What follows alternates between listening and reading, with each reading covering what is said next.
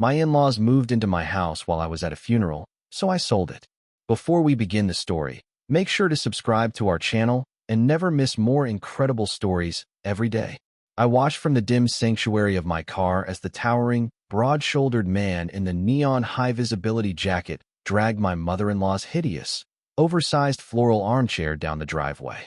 The heavy wooden legs of the chair scraped violently against the wet concrete, a harsh, mechanical sound that echoed through the otherwise silent, rain-slicked suburban street. The man heaved the chair over the curb, letting it crash onto the damp, muddy grass with a deeply satisfying thud. Through the steady, hypnotic rhythm of my windshield wipers, I could clearly see Brenda. Her face was flushed a volatile shade of purple, her mouth wide open in a silent scream as she wildly pointed her finger at the men methodically emptying the house. Beside her stood my husband, Greg. He looked exactly as he always did when confronted with any form of genuine conflict. Small, pale, trembling, and entirely useless. He kept holding his hands up in a weak, placating gesture, completely powerless against the cold, unyielding reality of a legally binding, immediate notice to vacate. I didn't feel a single ounce of pity or remorse as I watched them scramble in the freezing rain. The heater in my car hummed a quiet, comforting tune, a stark contrast to the absolute chaos unfolding on my front lawn. My fingers gently traced the smooth, cold leather of the steering wheel, my pulse remarkably steady. This magnificent, four-bedroom sanctuary, with its gorgeous wraparound porch, dark mahogany floors, and the ancient oak trees in the front yard, was legally mine. It was a fiercely protected pre-marital asset, bought, renovated, and paid for with my own money long before Greg ever put a ring on my finger. The original deed, resting securely in my locked glove box right next to my freshly signed divorce papers, bore only one name: Sarah. For years, I had played the role of the accommodating wife, swallowing Brenda's vicious remarks and Greg's spineless apologies to keep the peace. But they made a fatal miscalculation by mistaking my profound, devastating grief for absolute weakness. They thought they could execute a quiet, hostile takeover of my sanctuary while I was standing over a grave, completely underestimating my capacity for calculated, nuclear retaliation. But the nightmare didn't start with this satisfying destruction. It started with a single phone call. The house had always been a point of bitter, unspoken contention between us. I bought the sprawling, neglected foreclosure when I was 26 years old, pouring every ounce of my savings and countless grueling weekends into gutting it to the studs. I sanded the original dark mahogany floors by hand until my fingers bled, breathing in the sharp, mechanical scent of sawdust and fresh paint until the space was utterly transformed into a quiet, heavily fortified sanctuary. When Greg entered my life 2 years later, he initially seemed like a calm, steady harbor, a man who appreciated the quiet life I had meticulously constructed. But that illusion violently shattered the very first time he brought his mother, Brenda, through my heavy front door. I will never forget the visceral, naked jealousy in her eyes as she ran her manicured hands over my expensive granite countertops, appraising my home like a vulture circling a fresh carcass. Such a massively extravagant house for just one little girl, she sneered, her voice dripping with thinly veiled contempt. It's practically a crime to hoard all this space when real families are struggling. Greg merely offered a nervous, pathetic chuckle, completely failing to defend me. That's just how Mom is, babe. She doesn't mean anything by it, he whispered to me later in the dark, establishing the cowardly pattern that would ultimately destroy our marriage. Over the next 3 years, Brenda's subtle hints escalated into aggressive, daily campaigns. She would constantly complain about the rising rent at her cramped apartment, glaring pointedly at my empty guest rooms. She would deliberately leave her mail on my kitchen island, slowly attempting to establish a territorial foothold in my domain.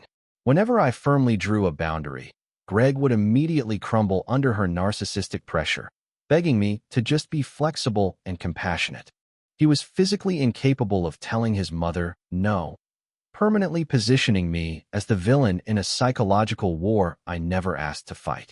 I foolishly believed that as long as my name remained the only one on the official deed, I was totally protected from her relentless, suffocating encroachment. I should have recognized the glaring warning signs before the ultimate tragedy actually struck us. The devastating phone call came at exactly 3 in the morning on a freezing Tuesday, shattering the fragile silence of the bedroom. The cold, mechanical voice of the hospital administrator delivered the news with sterile efficiency. My father, the only parent I had left and my absolute rock, had suffered a massive, fatal heart attack. The visceral shock hit me like a physical blow to the chest, instantly draining the warmth from my blood and leaving a loud, high-pitched ringing in my ears. I stumbled out of bed, my bare feet slapping against the cold hardwood floors, gasping for air in the sudden, suffocating darkness. For the next several hours, I moved like a hollow, automated machine, mechanically pulling black dresses and solemn coats from my closet and stuffing them into a leather suitcase. The funeral was out of state, a grueling 4-hour flight away, and I needed to leave on the first available morning departure. I turned around to find Greg standing in the doorway of our bedroom, shifting his weight nervously from foot to foot, his eyes darting everywhere except my face. "Babe, I am so incredibly sorry," he mumbled, his voice carrying the sickening, familiar tone of a man preparing to disappoint you. "But the quarterly financial reports are due this Friday. My boss is riding me relentlessly. If I miss this deadline, I could lose the promotion. I don't think I can fly out with you." I stopped packing, staring at the man I had married. My father was dead, my entire world had just violently collapsed, and my husband was using a completely fabricated corporate excuse to avoid the mild inconvenience of supporting me through a funeral. The sheer magnitude of his betrayal in that precise, vulnerable moment severed whatever remaining emotional tether I had left for him. I didn't scream or cry. I simply zipped my heavy suitcase shut with a sharp, definitive sound. "Fine," I whispered, the word carrying the chilling weight of a dead lock sliding into place. I boarded that early morning flight completely alone, entirely unaware that my husband was already betraying me. The gloomy, out-of-state hotel room smelled intensely of stale coffee, industrial carpet cleaner, and the sickly sweet scent of wilting lilies. For 5 agonizing days, I existed in a dense, suffocating fog of profound grief, floating through the devastating mechanics of funeral parlors, casket selections, and endless streams of somber relatives offering hollow condolences. My phone vibrated constantly in my heavy black purse, a relentless stream of messages from Greg offering shallow check-ins, which I completely ignored. I physically could not expend the energy required to interact with his cowardly guilt. It wasn't until late Thursday night, while I was sitting alone in the absolute darkness of my hotel room listening to the rain violently lash against the glass, that the screen lit up with a message that pierced through my emotional numbness. It was a text from my elderly next-door neighbor, Mrs. Gable. "Sarah, honey, I know this is a terrible time, but are you having emergency renovations done? There are 2 large, unmarked moving trucks parked in your driveway, and men have been hauling furniture inside for hours." I stared at the glowing blue text for a long, heavy minute, my exhausted brain struggling to process the information. My initial instinct was pure, logical denial. I assumed Greg had finally decided to clear out his cluttered home office, or perhaps he was finally organizing the disastrous garage like he had promised for months. The psychological weight of burying my father the next morning was so utterly consuming that I simply lacked the mental bandwidth to investigate further. I typed back a quick, dismissive reply. "Probably just Greg organizing the garage. Please don't worry about it." I turned off the phone, plunging the room back into darkness, actively choosing to suppress the quiet, insistent alarm bell ringing in the very back of my subconscious mind. If only I had known those massive trucks were currently carrying the total destruction of my marriage. The exhaust fumes from the airport taxi hung heavily in the frigid night air as I dragged my suitcase up the wet concrete path toward my front porch. I was physically and emotionally decimated, operating on a dangerous deficit of sleep and surviving purely on the adrenaline of enduring a devastating burial. All I desperately wanted was to collapse into the quiet, dark sanctuary of my own bed. I pulled my heavy brass keyring from my coat pocket and slid the familiar, jagged metal key into the deadbolt. I twisted my wrist, expecting the smooth, satisfying click of the lock yielding. Instead, the key hit a hard, unyielding mechanical block. It wouldn't turn. I pulled it out, wiped the rain from my eyes, and tried again with more force, only to meet the exact same metallic resistance. A sudden, icy spike of adrenaline violently pierced through my exhaustion.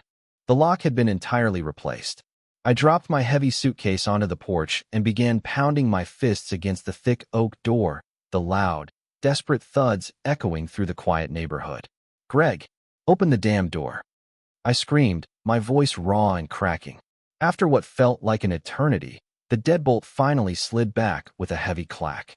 The door creaked open, revealing Greg silhouetted against the warm hallway light. His face was the color of wet ash, his eyes wide with genuine, unadulterated terror.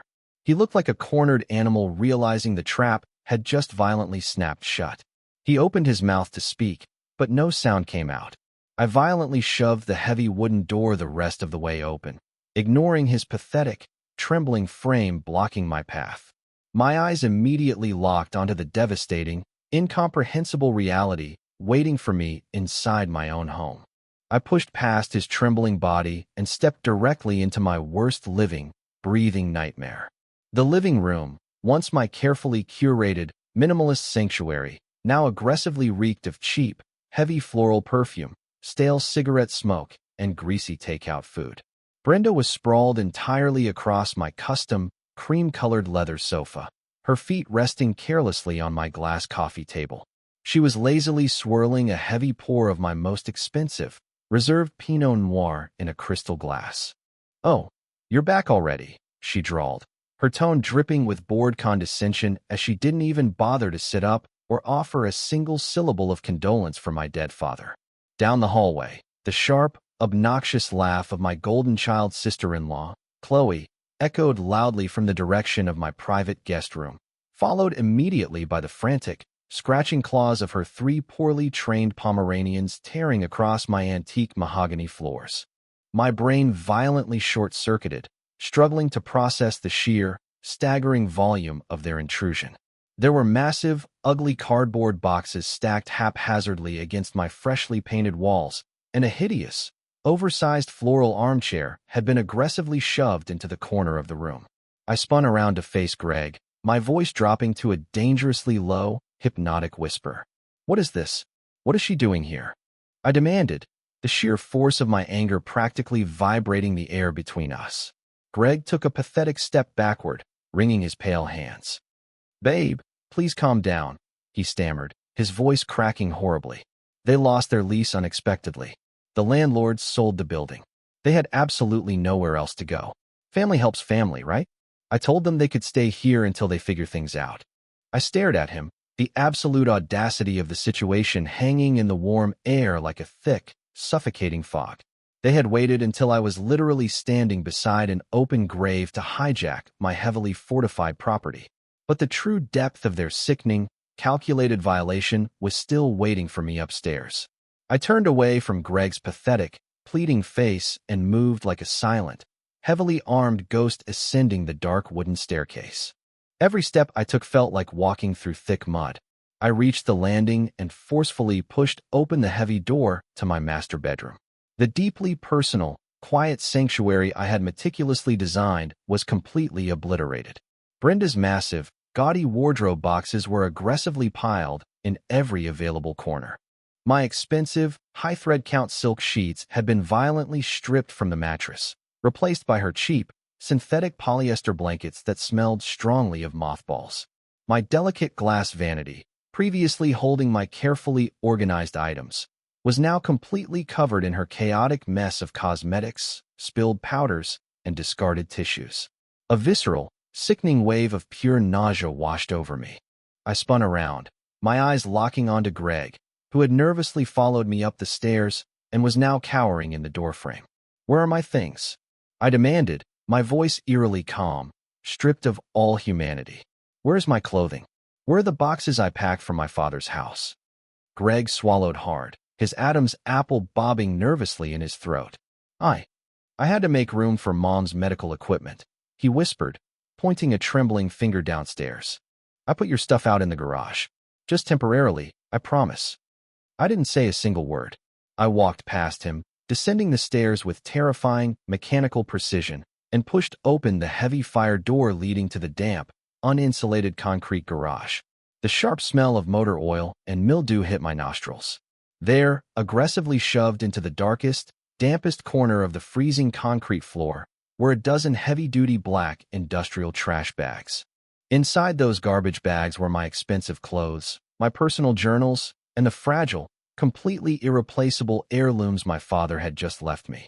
Standing alone in that freezing, damp garage, my crushing grief instantly hardened into pure, unadulterated rage. The heavy fire door slowly creaked open behind me, and Greg stepped into the freezing, damp chill of the garage, rubbing his arms defensively. He looked at the massive pile of black garbage bags, then looked at my face, realizing too late the catastrophic magnitude of what he had allowed to happen.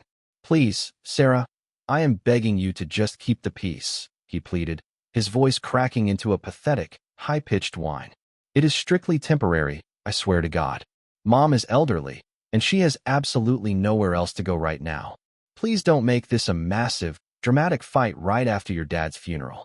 I know you're hurting, but we need to be a team right now." I stood perfectly still, breathing in the cold, mechanical scent of the garage, and stared intensely at the man I had solemnly promised to love and honor. In that exact, crystallizing moment, a profound psychological shift occurred within me. I felt absolutely nothing for him. No anger, no sadness, no lingering affection. The marriage was entirely dead, its rotting corpse resting right there on the concrete floor next to the garbage bags holding my father's memory. I could easily scream. I could immediately call the police to report trespassers, but that would inevitably trigger a messy, drawn-out legal war in the courts. Brenda would absolutely weaponize her age, claiming tenant rights or elder abuse, dragging my name through the mud for months. No, I required a surgical, undeniable strike.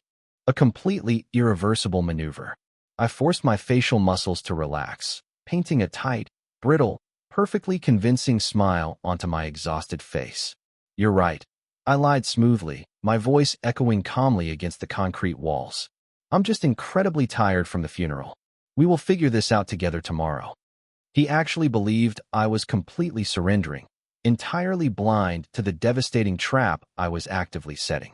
The very next morning, while Brenda was loudly snoring in my stolen bed and Greg was rushing off to the corporate job he prioritized over my father's funeral, I quietly slipped out the front door.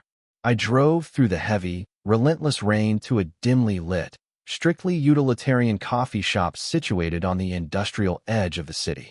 The rhythmic, hypnotic sound of the windshield wipers matched the cold, mechanical calculating in my brain. Marcus was already waiting in a secluded back booth, nursing a black coffee. Marcus was a former college friend, a brilliantly ruthless shark in a tailored suit who specialized in aggressively flipping distressed real estate with terrifying efficiency. I slid a crisp, white manila folder across the sticky wooden table. Inside rested the pristine, original deed to my house, explicitly and legally showing me as the sole, uncontested owner, a pre-marital asset totally shielded from Greg's desperate grasp by an ironclad firewall. "I need this property entirely gone," I told Marcus, my voice dead, flat, and completely devoid of emotion. "I want a cash buyer only. I need the closing completed in 10 days maximum. And most importantly, I require a buyer who absolutely does not care about existing occupants, someone who actually enjoys the visceral sport of forcefully throwing out aggressive garbage." Marcus carefully opened the folder, his sharp eyes rapidly scanning the dense legal jargon, confirming the sole ownership and the absolute lack of any spousal claim. He slowly closed the file, tapping his fingers against the table. A slow, highly predatory smile began to spread across his sharp, calculating features. Returning to that violently occupied house every evening felt exactly like infiltrating a hostile enemy compound. I operated with the cold, detached precision of a nighttime detective working deeply undercover. During the daylight hours, I sat in my own kitchen and smiled through aggressively gritted teeth while Brenda loudly discussed tearing out my prized, decades-old rose garden to install a cheap, fiberglass hot tub.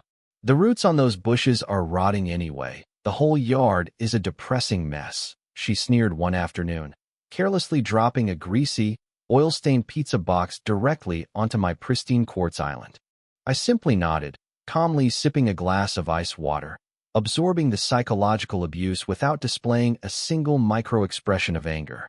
But every single night, when the house finally fell into a heavy, snoring silence, I meticulously executed my stealth operation.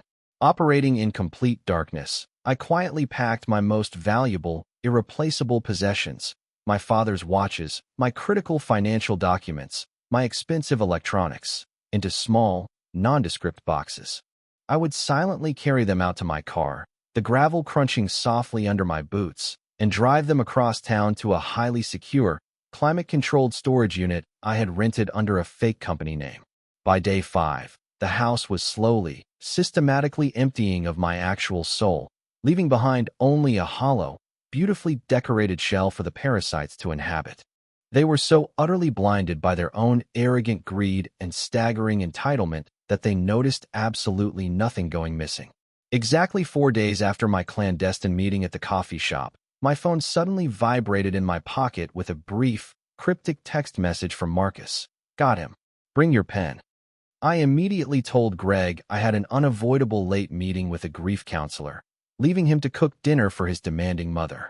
I drove to a sterile, aggressively fluorescent-lit notary office located in a desolate strip mall on the outskirts of the county. The buyer waiting inside was a massive, burly property developer named Vance. Vance was a man who specialized in purchasing deeply distressed properties with heavy bags of untraceable cash, and he handled his own complex tenant removal with extreme, unapologetic prejudice. He did not care in the slightest about the hostile in-laws illegally squatting inside the master bedroom. In fact, the steeply discounted, all-cash price Marcus negotiated made the impending eviction a highly entertaining sport for him. I sat down at the heavy oak table and began signing my name across the towering stack of dense closing documents.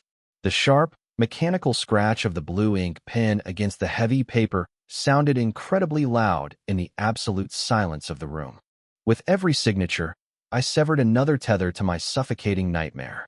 The deed was officially transferred. The massive wire transfer was initiated, routing the cash directly into an isolated, individual account completely invisible to Greg. The legal countdown to their absolute destruction had officially begun. I walked out of that depressing notary office feeling significantly lighter than I had in 3 excruciating years.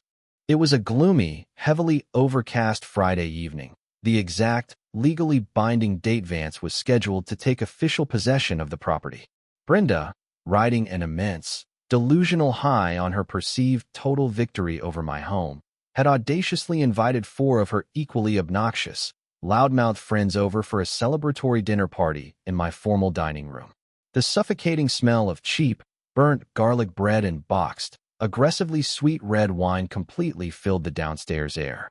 Greg was frantically running between the kitchen and the table, serving them all, desperately playing the role of the dutiful, accommodating host while I sat quietly in the dark corner of the living room, a completely invisible phantom observing my own former life.